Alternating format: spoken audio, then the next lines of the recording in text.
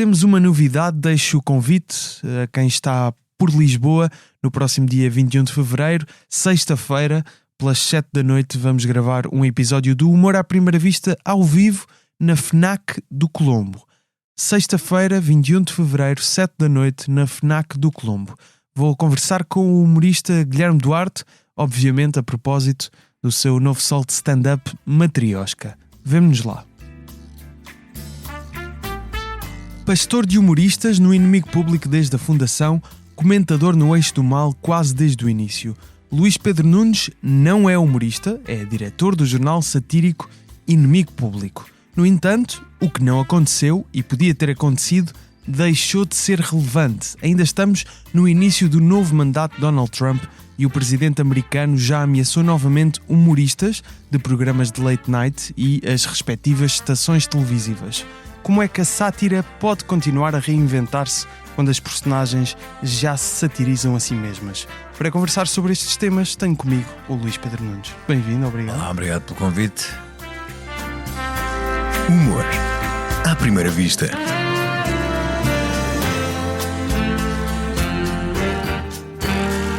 Com Gustavo Carvalho. Quantas horas por dia está online? E quantas vezes já abriu as suas redes sociais hoje? A tecnologia trouxe-nos a vantagem de estarmos mais conectados com o mundo, mas qual o impacto de estarmos sempre ligados? Saiba a resposta a esta e mais questões no Digitalmente, o novo videocast da Vodafone, com Ana Galvão e José Condessa e muitos convidados especiais. Um novo episódio do Digitalmente está disponível todas as semanas no YouTube, Spotify e Apple Podcasts da Vodafone. Together we can. Vodafone. Queria começar exatamente por este ponto do Trump, mas sendo que a conversa é sobre a comédia em geral, mas a influência deste presidente americano na comédia. Já tivemos 4 anos de experiência, mesmo nos 4 anos de Biden, a comédia continua muito a ser à volta de Trump. Acaba de iniciar o segundo mandato, é a figura mais satirizada dos últimos anos. O que é que já não foi dito sobre ele? O ponto é, estamos condenados a mais 4 anos da mesma comédia, de comédia repetitiva, com os mesmos ângulos. Já não foi tudo dito? Bom, há algo que me parece evidente, é que a comédia não tem efeito sobre ele, ou seja, embora ele possivelmente não goste, não tem efeito no sentido de provocar dano de alguma forma. A comédia servirá eventualmente para quem é anti-trumpista ter ali uma fuga, um escape perante um alívio perante estes momentos. Estas 3 semanas, enfim, têm sido de tal forma avassaladoras que talvez a comédia possa servir como uma válvula. Mas é muito difícil, porque tem sido muito tremendista este início de mandato. De toda a maneira, a comédia, como tudo no espaço público atual, eu não diria que está tribalizada, porque não sei se há comédia, se há comédia trumpista ou se há, mas sim, mas não nos chega cá tanto, não é? Sim, não chega cá, e é, enfim, e é o que é. Eu procuro-a, mas não não é tão fácil, não é tão, vamos lá, não é tão inteligente. Eu vou ter mesmo de dizer isto, porque não é mesmo. Houve uma altura que o próprio movimento MAGA andava à procura de comediantes, porque não tinha, não havia. Tivemos o caso já no final da campanha, um humorista no Madison Square Garden que fez uma piada sobre Porto Rico, não é? Sim, isso foi tolo o que fizeram. Mas esse é um caso de um humorista trumpista, não é? Mas essa hiperreação que houve contra ele demonstrou como os prioridades dos liberais e dos democratas estavam verdadeiramente errados e fora de tom. Às tantas achavam que aquilo ia ser aquilo que causava a derrota de Trump. Não é? Sim, porque de facto aquele era um humorista de roast e fez roast de imensas coisas assim. De facto, o que se constatou agora nestas últimas semanas é que todo o wokeismo que havia desmoronou-se com uma facilidade e sem nenhuma resistência, o que tem sido um pouco... eu tenho assistido atónito a como todos aqueles conceitos que pareciam imutáveis para o resto da contemporaneidade, que seriam... não se podia dizer certos termos, não se podia... havia uma obrigatoriedade na contratação de pessoas, quer dizer, havia uma série de coisas que pareciam que nunca mais mudariam e que nestes dias simplesmente acabaram sem qualquer resistência, sem qualquer... Mas dizias que o Trump parece quase imune à comédia. Porquê é que achas que isso acontece com essa figura? Porque ele é uma figura sui generis, não é? Quer dizer, ele não parece ele é um humano sui generis, não é? Nós é que já nos habituámos a ele, não é? Mas achas que isso acontece com todas as figuras sui generis? Não, vamos lá, ele é nós já nos habituámos, mas a sua figura, a cor da pele, o cabelo, tudo aquilo é um ser humano estranho. Nós é que já nos habituámos a ele, mas ele é um ser, enfim, não é, digamos, normal, não? Sim, quer dizer, sim. Num filme dos anos 90 ou 2000, se o colocássemos um ser assim, como não poderia ser um filme sério, teria de ser uma comédia. Sim, parece uma personagem criada para um filme, propositadamente para um sketch do Saturday Night Live qualquer, não é? Claro. Portanto, há aqui um irreal que tomou conta do real. Portanto, é muito difícil depois, a partir do absurdo que se tornou o cotidiano, nomeadamente. Eu acordo de manhã e eu vou ter que mudar esta rotina, porque eu acordo de manhã e começo para ler jornais americanos. E isto cria logo em mim uma predisposição para o dia um pouco estranha, porque eu ainda consigo ficar indignado, perplexo, baralhado, o que condiciona a minha leitura para o dia. Claro. Portanto, eu vou ter que alterar isto para outro momento para o dia. Porque tem sido muito avassalador, não é? Eu já escrevi sobre isso, sobre o cansaço da indignação, sobre o cansaço da compaixão, que nós começamos a achar tudo isto, a banalizar uma série de sentimentos que nós tínhamos. A certo ponto é também essa a estratégia da administração Trump, não é? Sim. Cada meia hora uma porque depois o humor também vive muitas vezes da capacidade do outro sentir o ridículo, ou, quer dizer, quando já não há ridículo, já não há disruptivo, quer dizer, acaba por ter que jogar noutros domínios e noutros campos e noutro ecossistema que tem a ver com o ataque à outra trincheira só. Claro. Embora o humor em que eu me tenha vivido é humor político, eu nunca gostei do humor de trincheira, do humor de só para atacar o outro lado, é isso? Não, o humor ideologizado, ou seja, eu sou deste lado contra o outro. Claro. Achas que os americanos caíram muito nisso nos últimos anos, é? Em tudo, não é? E, portanto, comecei por perceber isso, por exemplo, quando comecei a gerir o humor, vi que era impossível fazer humor que não fosse humor tribalizado no futebol, por exemplo. Sim, claro. Só se acha graça piadas do outro clube quem é de outro clube. O humor do Porto quem é do Sporting e do certo. Portanto, é sempre humor contra, não é o humor do nosso clube. E passámos isso para a política. Isso transformou-se no humor de política, transformou-se nisso. Então como é que tens visto principalmente os late night shows americanos, que é comédia que nos chega até... Jon Stewart, por exemplo, passa até na RTP3. O Daily Show, nem sempre é o Jon Stewart. Como é que tens visto o desenvolvimento desses late night shows nos últimos anos? Sim, tornaram-se fenómenos de resistência, assumidamente, não é? Achas que se esqueceram da não é importância esqueceram de fazer comédia? Não havia. É uma comédia de resistência. Não tem. Não estou a dizer que é boa ou má, mas serve a esse propósito. Eu não acredito que nenhum republicano veja aquilo, ou ninguém maga veja aquilo, porque não se revê naquilo. Não, à partida excluem. Ou seja, é pregar para pessoas já convertidas. É evidente, eu não acredito que alguém que seja trumpista muito ferrenho tenha alguma capacidade de ver aquilo e de sentir alguma achar graça àquilo, porque as pessoas não acham graça ao ataque à sua tribo.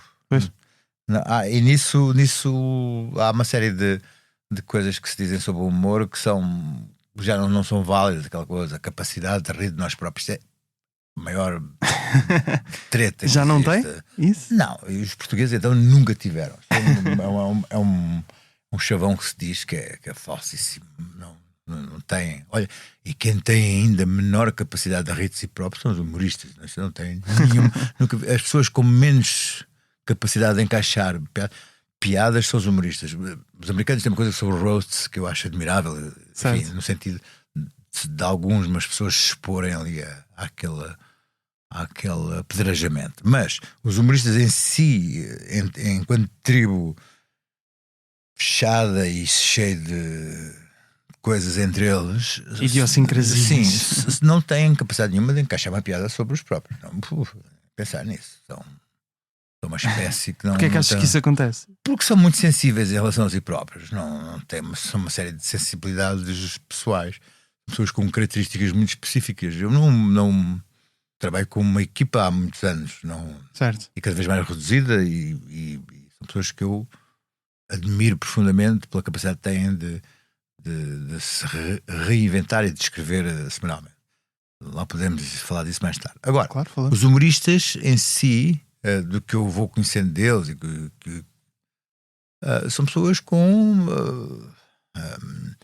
agora, quanto mais exposição tiveram e mais capacidade de competir e de serem competitivos entre eles, são pessoas com muitas sensibilidades e muitos triggers Por exemplo, tivemos, lembra-me agora, porque até há um caso recente, a Joana Marques no Extremamente Desagradável recentemente fez 2 episódios sobre o Bruno Nogueira, sobre o podcast do Bruno Nogueira, e outros 2 sobre o podcast do Pedro Teixeira da Mota. Eu só vi os 2 do Pedro Teixeira da Mota. Eu acredito que não tenham corrido bem, ou melhor, que ele não tenha aceito. Achas que eles em ambos os casos não devem ter gostado de... Não acredito que não sei.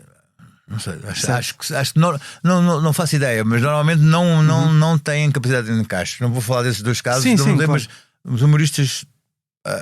Mas também não é uma coisa que acontece muitas vezes. Humoristas em praça pública. Sim. Mas quem me dizia muito isso era o Nuno Arturo Silva, nas produções fictícias, dizia que os humoristas não tinham mesmo capacidade de encaixe. E ele lidava com. Certo. Formou dezenas de humoristas. Então, sabia isso. E os portugueses não sabem, não têm capacidade nenhuma de rir de si próprios. É uma falácia mesmo. Mesmo em outras situações falo de questões de portugueses e da autoimagem dos portugueses, da cozinha portuguesa, de como é que os estrangeiros veem os portugueses. Há sempre uma revolta. Se houver um artigo no Expresso a dizer de alguém dizer que a cozinha portuguesa é a melhor do mundo, sobe a número 1 de notícia mais lida. Portanto, há uma ideia completamente errada de que os portugueses têm capacidade de rir de si próprios. Não têm, e têm muita dificuldade em ter uma imagem adequada de si próprios naquilo que são bons, e que há coisas que são boas, mas andam numa certa bipolaridade entre serem extraordinários ou os piores do mundo. E não aceitam. Mas vês isso quando comparado com outros povos? Ou seja, sim, ou achas que é uma coisa específica nossa? Há algumas coisas que são nossas. Essa bipolaridade, essa necessidade desse extremo na autoimagem. E no humor também não existe essa essa aceitação do ridículo, de se verem de uma forma ridícula. Estavas a falar no início no Trump de ele também não deve gostar quando é alvo de piadas, mas aquela imunidade de que falávamos, eu acho que também tem que ver com o facto dele próprio ser engraçado, não é? Ele tem graça, os maneirismos dele têm graça, a forma como ele fala tem graça, às vezes parece quase ter um discurso de punchline. Sim. Eu só digo que isto. se protege um bocado, né? Protege o. É desarmante. Exato. Desarma, mas é o único presidente que alguma vez esteve e alguma vez está num roast dele próprio, não é? Certo. Só a partir daí. E nesse roast falaram dele ser presidente. Sim. Portanto, não. Agora, o facto dele ter feito essa ameaça em relação aos humoristas, mas também temos que convir que ele faz ameaça a toda a gente, que ele neste momento está e muitas vezes não concretiza, faz não é? troll, de bullying, de ameaçar tudo e todos, porque ele está ungido de um poder de ser a pessoa mais poderosa do mundo. Portanto, deixa-me só dar o contexto desse caso. Antes da tomada de posse, uns dias antes, o Donald Trump escreveu na Truth Social, portanto a rede social dele, neste caso sobre o programa do Seth Meyers, que é o Late Night with Seth Meyers. Ele disse: isto não são programas ou entretenimento, apenas ataques políticos dirigidos a mim e ao Partido Republicano. A Comcast, dona do canal de televisão NBC onde o programa é emitido, devia pagar muito por isto. Foi exatamente esta ameaça lá está, mas que fez. Depois disso já escreveu 3.000. Sim, outras ameaças. 3.000 ameaças. Estamos a valorizar uma ameaça que ele fez só por ser aos humoristas. Sim. Os humoristas também não são paladinos da liberdade de expressão, nem são as pessoas que têm uma filosofia que deve ser seguida pelos humanos. Às vezes parece-me que os humoristas têm uma verdade oculta que vão revelar ao mundo. Não, sim. Quer dizer, às vezes gostam de se fazer de mártires. Não são, quer dizer, não, os humoristas fazem humor, fazem piadas, algumas boas, outras más, mas também não são perseguidos, não são vítimas de uma polícia de liberdade de expressão que os persegue, não são. Mas não achas que com esta administração de Trump essa polícia da liberdade de expressão pode mesmo para acontecer? Já não vejo nada disso e vejo que muitas vezes alguma pressão acaba por ter resultados mais criativos do que propriamente nenhuma restrição. Ou seja, pegam nessa tentativa de ameaça. Os humoristas têm há uma coisa que eu admiro em alguns humoristas, é uma certa tração pelo abismo, que é, se os empurram, eles dão um passo em frente. E não têm esses guardrails de pensarem na asneira que vão fazer. E se são empurrados, eles dão um passo em frente. Há uns que são os cobardes e não trazem da vidinha e são empurrados, mas há muitos humoristas que não têm essas amarras. Não têm, se são pressionados, fazem pior. Claro. Por exemplo, na gestão das equipas que eu tive, houve nitidamente pessoas que eu tive que parar. Porque estavam aí longe demais? Não, porque não punham um projeto em causa. Porque há um projeto. No sentido de estarem a fazer uma palavra com um tópico. Não é isso. Então. Se eles desconfiam que é uma pessoa que pode criar problemas, se for de alguma maneira relativamente insultada, vão à frente e atacam com tudo. E então o meu papel também é evitar que um desafio desses pessoal ponha em causa um projeto, porque não faz sentido. Não, diz, isso é censura. Não é censura, é bom senso. Porque é um jogo. O projeto tem que sobreviver, não é? Sobreviver ao jogo, ao desafio pessoal de cada um, não é? Uma das mais recentes desvarios psicológicos de Trump foi a questão da Riviera no Médio Oriente. Isso sentes que podia ser claramente um título ou uma notícia do inimigo público, ou não? Ou seja, seria, se fosse, nós seríamos engraçado. Não, mas já foi, já ultrapassa a nossa. Já ultrapassa a ficção. Já ultrapassa a ficção. Quer dizer, nós tínhamos um problema desses com o Alberto João Jardim. Quando nos grandes tempos do Alberto João Jardim, em que enquanto personagem era-nos um pouco desinteressante, porque ele já era tão histriónico que não dava bom humor, já era too much. Sempre gostávamos mais, em termos de humor, de pessoas que muito condicionadas, muito assustadas, com medo do ridículo. Pessoas que se levam muito a sério são as melhores pessoas, são os melhores objetos de humor, porque são pessoas que vivem num pânico de cometer gafes, faltas. Essas pessoas tendencialmente são melhores do que as pessoas que vivem num. Sim. Eu lembro-me, imagina, na altura do Santana Lopes, como primeiro-ministro, também foi mau, porque aquilo era uma loucura também de gafes. Foi tão loucura que o próprio presidente, hoje parece-nos estranho que um presidente da República tenha demitido um governo por excesso de gafes. Foi um bocado o que aconteceu. Mas foi um governo que caiu pelo presidente da República achar que era um governo que não tinha a gravitas suficiente para estar para ser governo. Portanto, hoje era um governo que hoje passava despercebido. Mas na altura o clima era mais sério, era mais de corredores e veludos e de aquela seriedade institucional que se exigia. E o governo do Santana era se calhar foi um precursor destes tempos, porque aquilo era tudo um pouco deslaçado e cada um dizia a sua coisa e contradizia. Achas mesmo que as passava despercebido? Sim, nada daquilo foi importante, nada, não aconteceu nenhum escândalo no governo do Santana. Nenhum mesmo. O presidente Sampaio achou apenas que aquilo era um governo que era excessivo na sua existência, das histórias de que, enfim, que se contavam, que ouviam das contradições entre o Paulo Portas e ele. Quer dizer, nada daquilo, não houve nenhum motivo grave para o governo cair. E a seguir veio Sócrates com uma ira absoluta. Esse já teve um outro caso assim de que nos lembramos.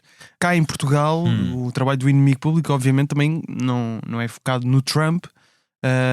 Mas temos feito bastante coisas. Mas conseguem, se fosse um jornal satírico americano era mais difícil, não é? Digo eu. Cá, apesar de tudo, tem mais. Mas nós temos feito bastante coisas sobre o Trump. Aliás, se reparares nos canais noticiosos portugueses, há uma coisa extraordinária em Portugal, que é um país que tem muito pouco interesse por informação, mas tem 5 canais noticiosos. É uma coisa extraordinária. Mas são 5. São 5. Pois CM também. É um canal noticioso. Claro, 5. Com o Now, mais recentemente. Sim, são 5 canais noticiosos para um país de 10 milhões de habitantes que não tem muito interesse. E temos depois nos generalistas telejornais longos. Mas estou a falar dos 5 canais noticiosos. Sim. Estão neste momento a dar muito em foco a atualidade internacional, mesmo. Sim. A atualidade internacional, mesmo nos canais noticiosos, eram 5 minutos no final, e neste momento o interesse das pessoas mudou para noticiário internacional. Os canais estão a dar muito noticiário internacional porque de facto as audiências reagem ao noticiário internacional. E não é só. Eu acho que começou muito com a guerra na Ucrânia, mas tem continuado. Portanto, há um interesse grande das pessoas em noticiário internacional. É interessante. E isso reflete-se no Inimigo Público também. Reflete-se porque nós reagimos, nós fazemos humor sobre o que é noticiado. O humor só funciona se as pessoas tiverem referência àquilo que é humorizado. Ou seja, se as pessoas não tiverem nenhuma referência sobre o que se passa nos Estados Unidos, não vale a pena estar a fazer humor. Claro. Se as pessoas estiverem a ver muito sobre a realidade americana, podemos fazer humor sobre aquilo que é a realidade americana, porque as pessoas têm referência. Neste momento podemos fazer humor sobre Trump e sobre questões norte-americanas porque as pessoas têm referência. Sem referência não há humor. Portanto, fazemos coisas sobre Trump. Sobre a realidade como é que funciona então uma semana de trabalho da equipa do Inimigo Público? Bom, nós estamos a falar de uma coisa que tinha 20 membros há 20 anos e neste momento somos 3 ou 4, não é? Adaptámos-nos aos tempos, também são outros, era muito mais difícil fazer. Nós começámos em 2003 com uma redação de 10 pessoas ou mais, não faço ideia, mas muitos colaboradores, e era desde os Gato Fedorento ao... Portanto, o projeto começa dentro das produções fictícias. Dentro das produções fictícias, continua a ser um projeto das produções fictícias, não aqui. E o Nuno Marcos, Gato Fedorento, o Contra-Informação, tinha lá 2 páginas, tinha colunistas de primeira com pseudónimos, mas que, enfim, era uma equipa imensa. Mas o budget vai sendo cortado. Os meios de comunicação também. Mas deixa-me dizer-te que geral, eu tenho conseguido, tem sido uma luta minha, porque conseguir manter o Inimigo Público por uma questão de quero, não é uma coisa que eu faço questão que se mantenha. Eu estou em imensos projetos, eu podia ter desistido do Inimigo Público, não quero desistir do Inimigo Público por muitos motivos. Nomeadamente porque eu acho que já é o único jornal que existe no mundo de humor deste género. E deixa-me dizer-te, quando apareceu, o que é que queres dizer com este género? Satírico de notícias, que faz este tipo de noticiário. Havia o Ronin, que nós começámos quando o Ronin começou. O Ronin regressou agora em papel. Em papel, estás regressou a dizer em papel. Sim, depois em papel. Sim. O Ronin regressou agora em papel. Há umas revistas inglesas, mas que são de textos longos, de crítica. Quando o Ronin, nós aparecemos, o Ronin já existe, mas não existia no formato de pequenas notícias. Nós próprios, quando começamos, não havia ainda a ideia de fazer pequenas notícias. Os nossos primeiros números são com notícias enormes de página e que não... o formato foi-se adaptando ao fim de 1 ou 2 anos até chegarmos àquele formato da pequena notícia, e que demorou tempo até chegarmos lá. Ajudou também o aparecimento do Twitter, que não apareceu uns anos depois, também apareceu. Ao longo do tempo, enfim, o dinheiro que tínhamos foi-nos sendo cortado, o número de páginas foi-nos sendo cortado, as equipas foram-nos sendo cortadas, mas fomos sempre mantendo uma equipa ativa. E eu tenho, neste momento, são 2 autores extraordinários que fazem humor profissionalmente para vários locais, nomeadamente fazem para o Herman, fazem outros projetos para outros locais, que é o Mário Botequilha e o Vítor Elias. Exato. O grosso daquilo é feito por 2 autores extraordinários, porque estamos a falar de 52 edições por ano, em que eles escrevem. Eles não podem ter uma semana de estar down. Eles têm de estar as 52 edições a escrever para o Inimigo Público. E o que não só tem online, como também tem a versão em papel. O online, eu ligo pouco ao online. Eu continuo a ligar ao pouco online. O online, mas o Inimigo Público tem online, também tem essa vida, online, não é? Sim, tem essa vida online. Claro. Mas como eu fico frustrado por ver que às vezes piadas que eu não acho muita graça ou que acho fracas chegam ao número 2 dos mais lidos do Expresso. No site. Faz-me repensar o que é que eu ando aqui a fazer. Porque normalmente são aquelas. Há algumas que não entram na versão de papel, depois mandamos para o online e depois chega ao número 2 do Expresso. Bom, desafio que ele leia a versão em papel é o seguinte: nenhuma notícia do Expresso, para já, que são repensadas semanalmente para terem ali uma unidade interessante, que tem as crónicas escritas pelo Vítor, que são geniais quase semanalmente, que temos aqueles gráficos que o Mário faz, e depois as notícias não se esgotam no título, que é uma coisa que para mim é essencial. Há uma piada no título e depois a notícia desenvolve e tem um catch qualquer lá no meio que subverte a notícia. Ou seja, a notícia não é o desenvolvimento do título. Há qualquer coisa na notícia que surpreende aquilo que está no título. Surpreendendo quem lê a notícia, no sentido de valeu a pena ler porque ainda estava aqui uma piada escondida no desenvolvimento. Certo. Eu não os vejo há 10 anos para aí, não sei. Sério? Nós não fazemos tudo online, tudo então. online. Inventaram o teletrabalho antes dele. Sim, aliás, não os vejo há 10 anos, mas antes disso, depois não os vejo há 15 para aí. Isto é tudo feito em. Então, mas como é que funciona? Tu mandas temas, por exemplo, tem um chat, como é que funciona? Eles mandam-me notícias, mandam-me uma lista, dessa lista faço uma escolha. Quando dizes uma lista é de temas? De ideias. Ideias. Dessas ideias eu faço uma escolha, depois começamos a falar por WhatsApp, temos ali uma ideia de edição, depois eles mandam, e depois eu faço uma escolha novamente, depois temos a questão da manchete, que é com o Saraiva, que eu tenho o Nuno Saraiva, o ilustrador, discuto com ele também o boneco, e depois aquilo tudo faz-se. Quando estão a discutir temas, ou seja, eles já te mandam piadas e sim, mandam piadas, sim.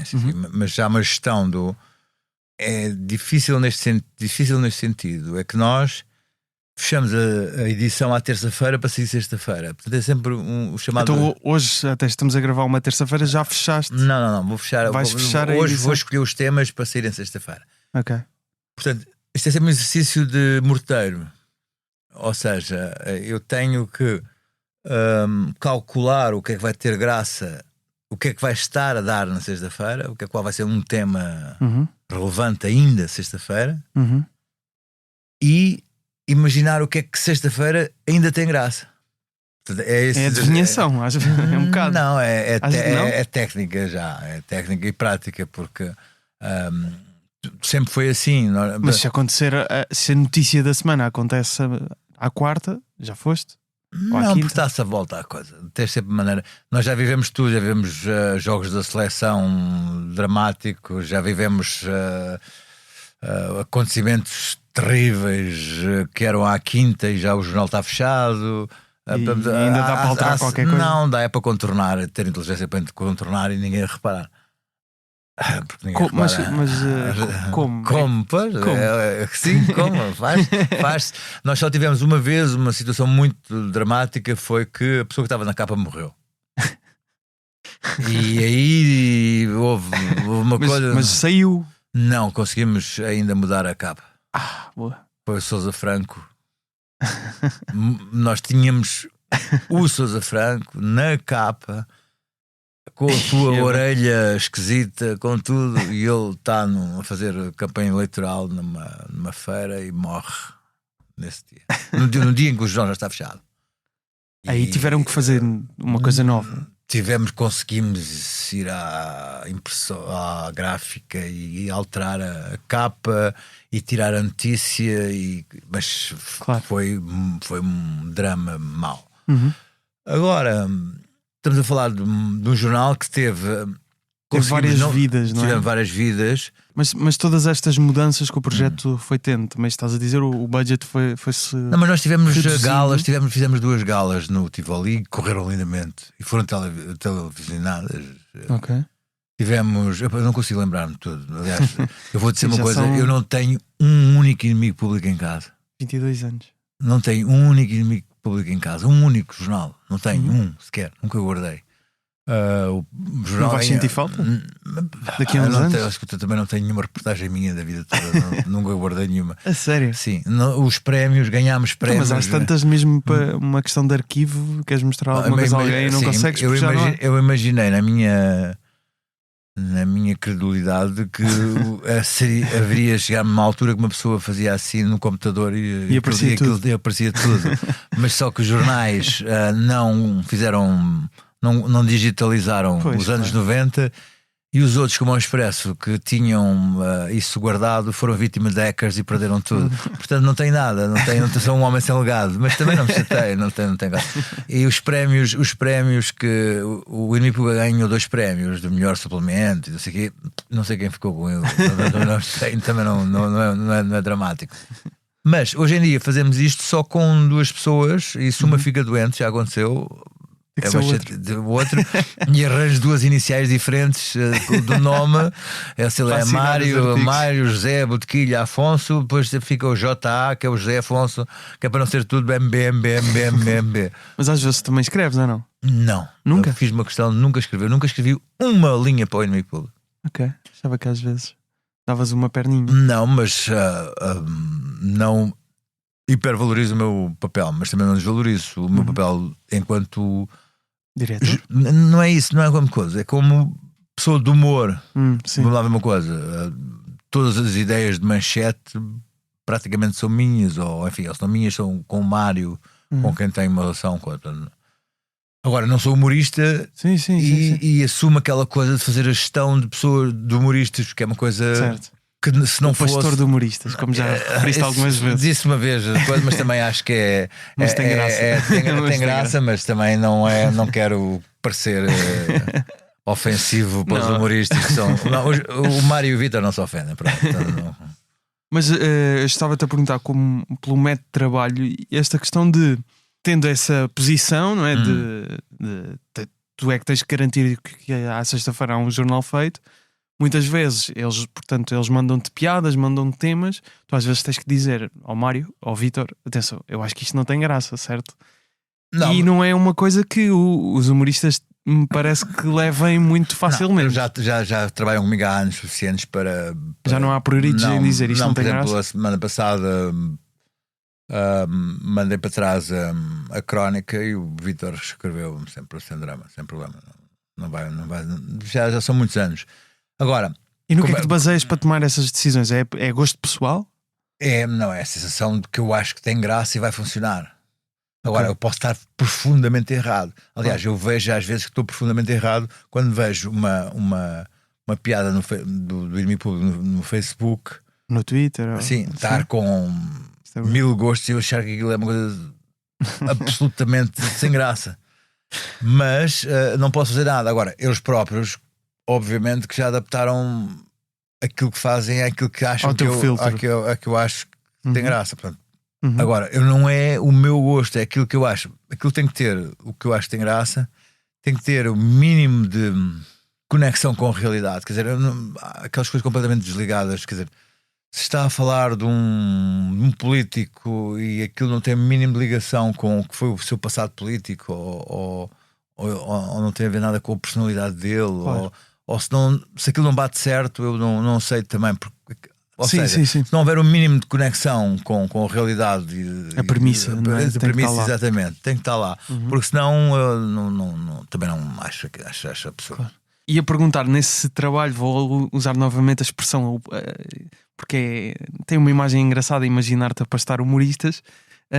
Nessa posição. Acho que já problemas com eles. Não vou nada. Não é com eles, mas é com os humoristas em questão. Os humoristas é que vou ficar ofendidos. Mas não é... ele acha que é para ele acha que coisa que...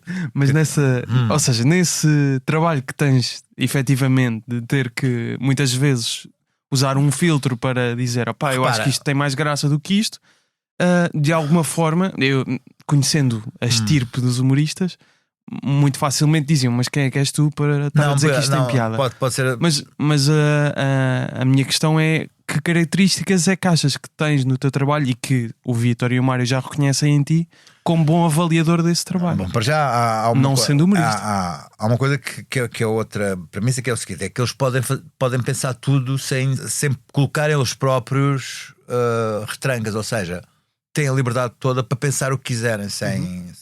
Sou eu que penso nas consequências, sou eu que me responsabilizo pelas coisas, não é? Portanto, não têm de estar a pensar em e se coloco eu.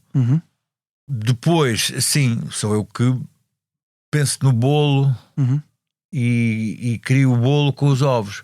Agora, nós sempre tivemos que pensar o seguinte, que é, ocupamos uma cave de um prédio. Já o fazíamos no público, fazemos agora no Expresso. Estamos dentro de algo maior, que jornal, é de um jornal. Também não vamos para aqui para ser os rebeldes e para criar problemas. Aliás, porque às vezes acontecem e dos sítios mais inesperados, enfim. Nomeadamente. Há alguns cronistas que não têm sentido de humor e criam problemas. São sempre os mesmos, aliás. Sim. Uns paladinos da liberdade de expressão, mas que não querem que se faça piadas com eles, assim, umas coisas assim. É um clássico. É um clássico português. Portanto, saber gerir isso de maneira a que continuemos a nossa vida a criar humor. Mas porquê é que achas que eles revêem em ti essa capacidade? Ou seja, o que é que... Porque não sendo estás relacionado com o meio do humor, facilmente te poderiam colocar de lado, não é? Não especificamente eles, mas uma coisa, lá está. Eu também estou a minorizar o meu papel, porque ou eles reconhecem em mim essa capacidade, o sentido do humor e a capacidade de fazer humor também, mas que não intervenho, porque quando é preciso nós conversamos e refazemos as piadas, não é? Eu também tenho algum papel no piadismo, mas também não assumo, não quero. Certo. Pronto, porque não quero mesmo ser humorista. Faço questão de não querer ser humorista. Tinhas dito que o Inimigo Público é um projeto que insistes em manter, lutas para que ele persista. Tendo em conta também a descrição que fomos fazendo das várias vidas que já foi tendo do seu estado atual, que futuro é que tem e nós fazemos, que espaço é que ainda existe para nós fazemos Inimigo Público? Nós vivemos ano a ano. Não temos, sempre vivemos então, ano. Mas acabaram então de fazer uma perspectiva, não é? Nós vivemos sempre ano a ano, todos os anos.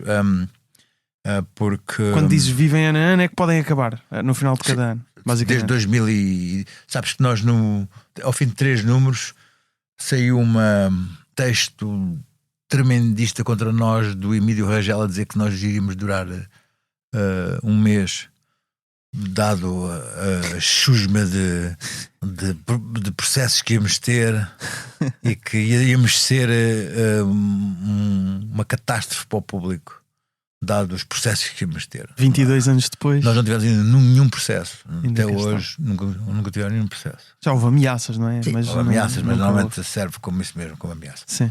Mas nós não queremos mudar o mundo. Nós queremos fazer um jornal de humor inteligente, que eu acho que conseguimos fazer ainda, um jornal de humor inteligente para quem quer ler, porque nós tivemos ali várias batalhas complicadas na altura do Twitter, da loucura de qual toda a gente era humorista no Twitter.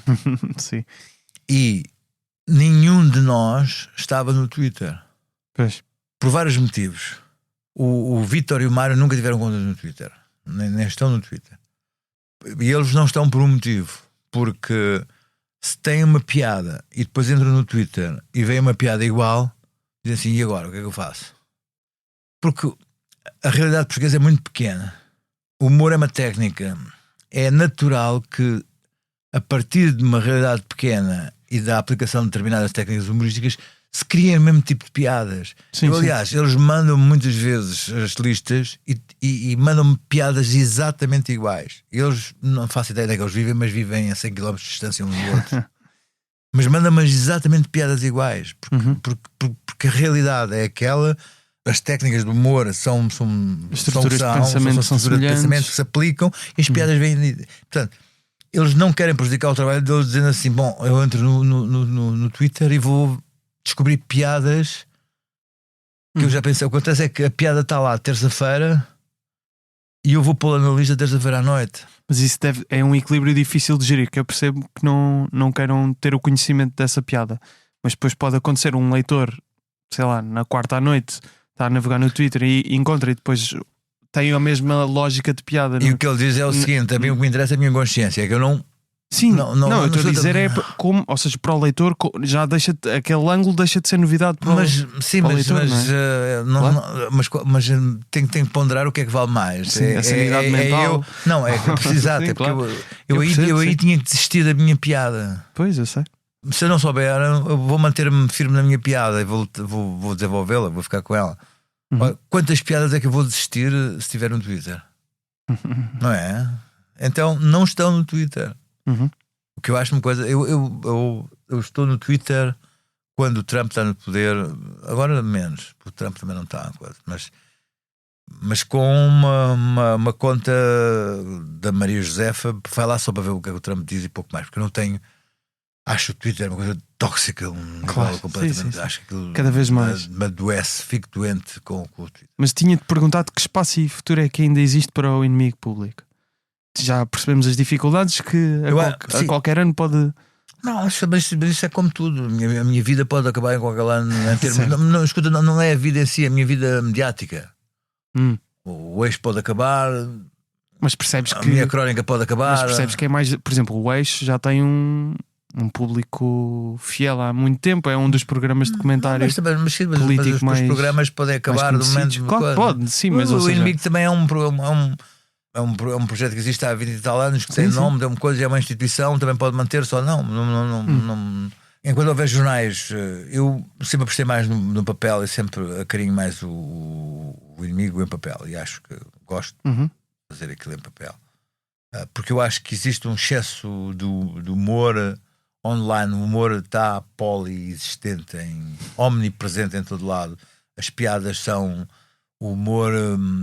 Redirecionou-se para os memes e para a memificação da realidade. Eu próprio posto no meu perfil de Instagram 10 memes por dia.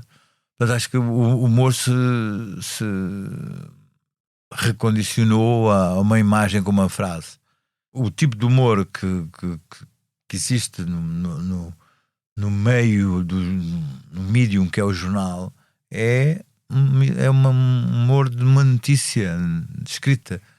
Para quem tiver ainda disponibilidade para ler uma notícia e porque quem estiver a ler um jornal está a ler notícias. Portanto, é um seguimento lógico de continuar a ler uma notícia, é um humor. É um público já por ter chegado ao inimigo público mais específico.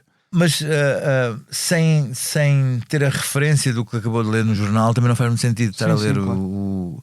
Por isso é que as notícias que online acabam por ter mais sucesso são notícias que muitas vezes não necessitam de referente. Ou seja, são notícias assim um bocado La La Land, não é? São assim uma coisa assim, uau. E depois eu vou aos comentários e fica um bocado absurdo que as pessoas nem sequer se apercebem, alegadamente não se apercebem que dá uma notícia de humor. É aquelas coisas, dizem aquela coisa de é incrível, não é possível que escrevam isto. Assim, por isso é que o Expresso está tão mal. É aquela coisa, não é? Jornal marxista. Como é que é possível? Porque não perceberam que ao fim de 20 e tal anos existe uma coisa chamada inimigo público. Claro. Que é o que é, não é? Nós falámos do caso do The Onion, que, como disseste, até voltou a ter uma publicação em papel, e até no final do ano passado soubemos que o The Onion tentou comprar a plataforma Infowars do Alex Jones, um lunático das teorias da conspiração. Foi uma pena. Não conseguiram depois, infelizmente, porque basicamente as fake news disseminadas nessa plataforma sobre o massacre numa escola nos Estados Unidos valeram-lhe uma condenação em tribunal. Ele teve que liquidar tudo, e o The Onion, jornal satírico, quis comprar. Exato. Nós compramos esta plataforma de trumpista e louca de extrema-direita. Não foi possível, mas achas que isto seria possível acontecer ao inimigo público? E se sim, era equivalente a tentar comprar o canal do Sérgio Tavares? Não, mas eu não queria ficar com o canal. Era uma chatice grande, mas não quero essa. 400 mil subscritores, estive a ver. Sim, impressionante. Não, estas coisas. Não, eu basta os que me aparecem no meu. Mas isto é uma derradeira piada, não é? Ou seja, é a subversão de um. Sim, mas. Era incrível. Era incrível de facto o The Onion ter conseguido. Sim, isso sim. Agora não quero ficar com nenhuma plataforma. Sabes que são pessoas Eu tento às vezes conversar com algumas dessas pessoas que aparecem nas minhas redes sociais, mas é inútil, é mesmo inútil. Não, Sim. não consigo, já não vale a pena mesmo. Não. Portanto, não imagino o que seria de ficar com uma plataforma dessas e com os seus seguidores, porque já tenho tanto problema na minha vida com todos os programas que faço. Então imagina, vê bem esta sequência: inimigo público, são os nomes, irritações, eixo do mal. Portanto, só esta trilogia. Escrever para o Expresso? Sim, uma coisa chamada mitológico. Portanto, as coisas têm todas uma carga.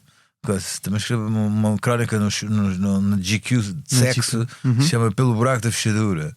Portanto, a coisa nunca tem uma carga assim, não traga assim um certo rastro por trás, não é? Portanto, eu já tenho. Se quisesse envolver-me com haters, tinha muito para me entreter já. Sim. Não precisas de mais. Não. Em termos de comédia, o que é que vês além de. O que é que gostas de consumir? Até mais recentemente, se tiveste descoberto alguma coisa? Não sou de descobrir grandes coisas. Há um tipo que admiro neste momento, neste preciso momento, vejo o Bill Maher. Bill Maher, sim. Sim. E acho, o Real Time with Bill Maher na HBO. Vejo religiosamente, acho que ele só há um assunto que ele não se consegue distanciar, que é na questão dos judeus e dos palestinos. Acho que é o único assunto que ele não consegue de facto dar um passo atrás. É tido como um humorista mais à direita nos late night. Não, ele era completamente. Sim, mas vem-no dessa forma. Essa é que é a questão. Eu não estou a dizer que ele é, eu estou a dizer que vem. Não, exato. Essa é que é a questão. É que ele consegue distanciar-se e ele conseguiu dar um passo atrás na questão do wokeismo. Era um democrata. Ele conseguiu dar um passo atrás na questão do wokeismo e de colocar em questão as regras wokeistas e agora ele consegue dar um passo atrás e criticar o que é que os democratas não estão a fazer e não estão a aprender.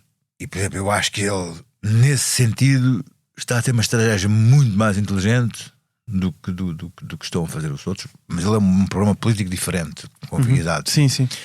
Teve um convidado, um trumpista, congressista negro, trumpista, a semana passada, e em que ele atacou ferozmente e o tipo desarrascou-se bem, mas atacou mesmo. Portanto, ele consegue ter pessoas de todos de ambos os lados, de ambos os lados, de vários lados para além dos dois. Eu acho que nesse sentido ele é. Achas que é injusto colar lá?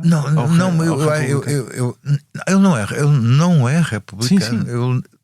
Quer dizer, é ser minimamente justo com ele. Não é. Aliás, ele é completamente não trumpista. Agora, consegue dar um passo atrás. Eu acho que o trumpista nunca ouvi dizer que era.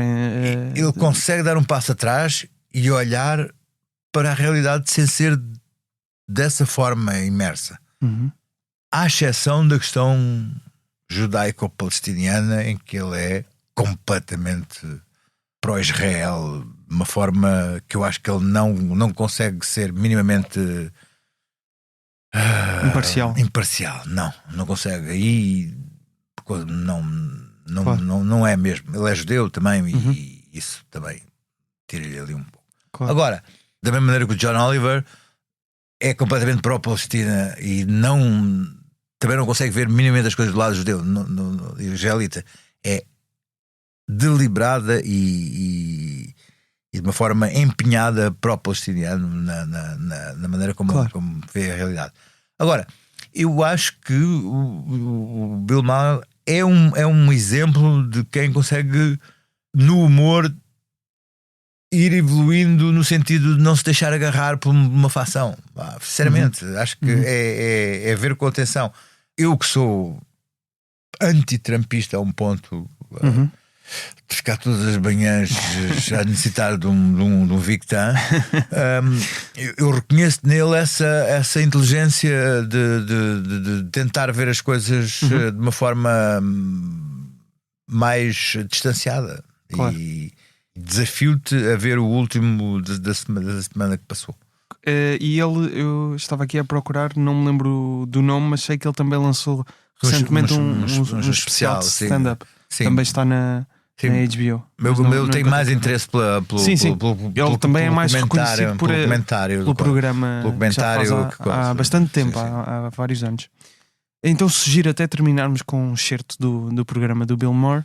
Muito obrigado por teres vindo ao Humor. Eu agradeço, lamento, como viste, eu sou caótico em tudo, até na maneira como não andei aqui às voltas. Não tens remoinhos no meu raciocínio. Não tens todo de pedir qualquer tipo de desculpa. Mas não estou habituado a conversar, sabes? Não, mas se quiseres voltas para a semana. Não, é que não estou habituado a conversar. Não estou a conversar.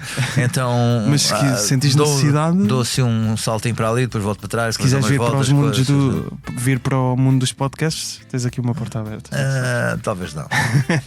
Luís, muito obrigado. Eu é que agradeço. O Luís Pedro Nunes está no Instagram em LPNunesXXX, o Inimigo Público em Inimigo Público, o Humor à Primeira Vista em humoraprimeiravista.podcast, com excertos em vídeo do episódio. As fotografias são do Nuno Fox, a fotografia do logótipo é do José Fernandes, com design do Tiago Pereira Santos. A voz do genérico é do Tiago Filipe, o Rui Mirama está no apoio à produção. Eu sou o Gustavo Carvalho, estou no Instagram, Twitter e TikTok em Gustavo Rito Carvalho, a falar principalmente sobre comédia. O Humor à Primeira Vista volta na próxima terça-feira. Obrigado, Luís. Eu é que agradeço. It's frustrating, this country. Is it not that everything is just such an overreaction? Nothing ever stops in the middle. You know, DEI, okay, we overreached with that. Now we have an accident like this, and Trump's view is, well, the air traffic controller was distracted because he was a Haitian eating a cat at the time. And he wasn't looking at the screen. This administration is 11 fucking days old. It seems longer, doesn't it? And already they have gotten rid of the head of the FAA, the head of the TSA, eliminated the Aviation Security Committee. I know you guys are very big on firing, but maybe keep the people who talk to the airplanes.